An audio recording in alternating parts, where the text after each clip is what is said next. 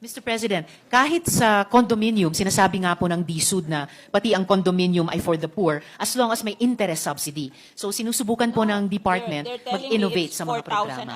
Hindi daw po, Mr. President, but I'll get the Hindi updated totoo figure on Yun that. ang pinopromote nila, 4,000 naman. Mr. President, what I'm hearing here is it is 2,600 a month, so Okay, not do 4,000 you think the poor pesos. can afford 2,600 a month when they're earning only below 500 a day? Mr. President, ang sinasabi po ng Secretary ay kahit dun sa mga lupa na sa ngayon tinitirhan ng mga informal settlers, kung dun din magtatayo ng mga halimbawa medium-rise condominium, sila rin mismo ang titira doon. So it's in Hindi nga nila obedience pa rin. ma-afford eh. That's where this comes in, Mr. President. Hindi nila Na yun yung, That's the problem. Yun po. Why will you insist on building them condominiums when you can distribute the land to them 500 a month lang?